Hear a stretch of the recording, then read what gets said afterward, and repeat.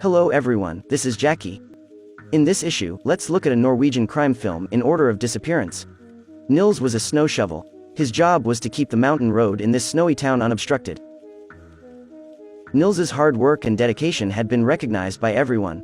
He was recognized as the best citizen of the year. Nils' son Ingvar worked in the airport's cargo department. He was going to work that night, so he didn't have to attend the awards party with his parents. After work, he went to the locker room to change clothes. Suddenly two men armed with guns came and took him to a car. Then they injected large amounts of drugs into Ingvar. Ingvar's friend Finn was also in the car at this time. He took advantage of the other side's attention and jumped off the rope. Nils and his wife saw his son's body in the morgue the next day. The police's autopsy report showed that Ingvar died of an overdose. Nils could not accept this conclusion. He kept telling the police that his son was not an addict. The police said they had seen many cases like this before. All parents didn't believe that their children were addicts. After leaving the morgue, his wife nearly collapsed and didn't know that Ingvar was still taking drugs. Nils admitted that he was busy working all day and cared less about his son, but he firmly believed that his son would not make such a mistake. After the funeral, the desperate Nils found the gun in the workplace and prepared to commit suicide. Finn, who was hiding in the workplace, came out. He told Nils that he didn't expect things to be like this. It turned out that Finn worked for the gang. He knew when the drugs arrived at the airport, so he stole a packet. The gang found that the goods were scarce and suspected Finn and Ingvar because Ingvar had transported this batch of luggage. In fact, Ingvar didn't know anything about drugs. Nils was furious when he heard that, under his constant persecution, Finn named the gang member Jappe who had contacted him. At night Nils found Jappe based on the information provided by Finn.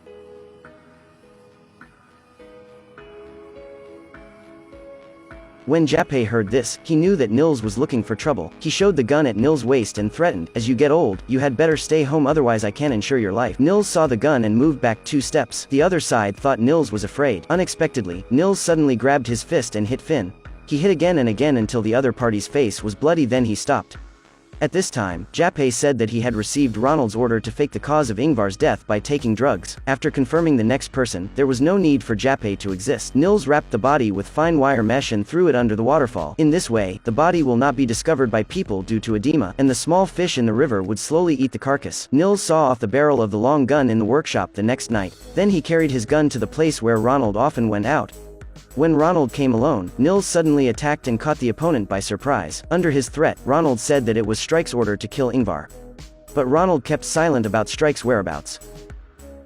It wasn't until Nils knocked out 2 teeth with a gun, he said it. Strike worked at the airport. He was responsible for bringing the drugs in and then taking the money out. Nils confirmed the photo of Strike and killed Ronald, and then threw the body down the waterfall. Then Nils drove the snow shovel and followed Strike, who had just received the goods. To avoid the other side being suspicious, Nils turned to another side road after following a certain distance. Then he suddenly appeared heading towards Strike and blocked the road ahead.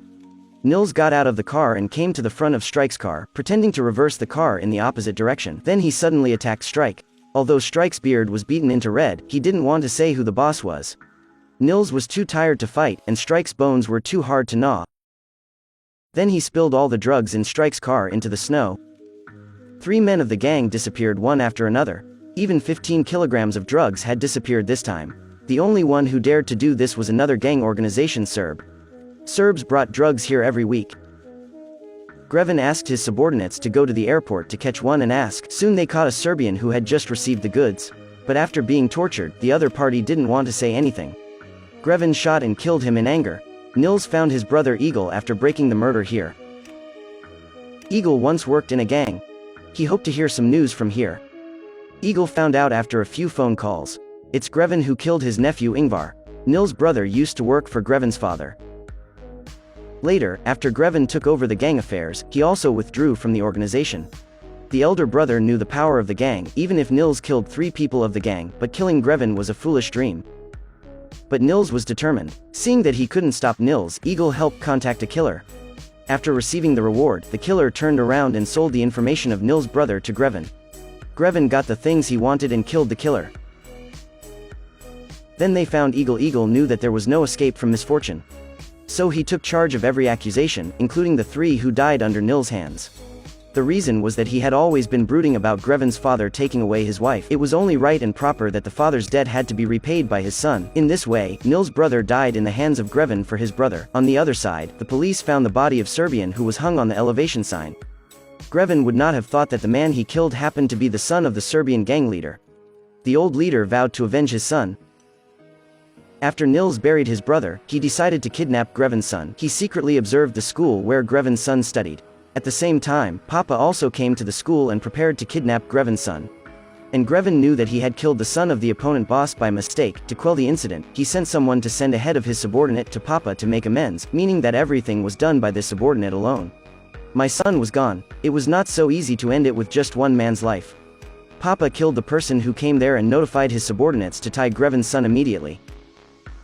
However, Nils pretended to be an earl's subordinate and took the child away first. When Papa's subordinates saw it, they chased Nils' van and wanted to take the child back. Fortunately, a big truck got in the way at the turn. Nils got rid of the man who came after him. Since his wife left him without saying goodbye, Nils lived alone. He brought Greven's son home. The child knew that Nils was not the subordinate of his father. But he seemed to be strange and not timid at all. He asked Nils to tell him bedtime stories when he went to bed at night. Nils couldn't tell a story, so he read the manual of the snowplow. The child listened with gusto. After the count knew that his son was missing, he was waiting for the other party to make a condition. As long as the son could come back, he was willing to meet any requirements. At this time, the guard of the school sold a clue to Greven for 30,000. He saw Dickman's words printed on the van that took Greven's son. Dickman was the name of Nils' brother. When Greven knew that it was Dickman's relatives who had kidnapped his son, he felt that things were much easier. At this time Nils called Greven and asked Greven to come alone at night, otherwise, he would tear up the ticket. And Greven had found the address of Nils and drove people here. No one was found in Nils's house. They knew about Nils' workstation in a photo, so he hurried to this place. However, a close friend of Greven quietly told Papa of Greven's whereabouts. It turned out that the close friend who betrayed Greven was his subordinate. This person wanted to take revenge on his friends. At this time, Nils was taking Greven's son to experience the snow shovel. On the way, he knew from a small town resident that someone had gone to his house. He immediately realized that Greven would find the workstation soon. So Nils quickly settled in and Greven's son hid under the snow shovel and set up a gun to fight to the death. As a result, he was easily caught by Greven's subordinates without firing a shot. Just when the count thought he was in control of the situation, Papa brought someone to kill him. 3 men were fighting for their sons. When Greven and Papa's subordinates were killed and wounded, Nils saw Greven want to get away by car. He drove the felling machine to cut down a tree and nailed Greven's car to the spot. Papa took a shot in Greven. The last 2 old and broken people who lost their sons didn't know where to go. They sat in the snow shovel. The Nordic movies are as dull and cold as always. Okay, this is the end of this issue. Friends who like it, don't forget to like and subscribe. Thanks for watching, see you next time.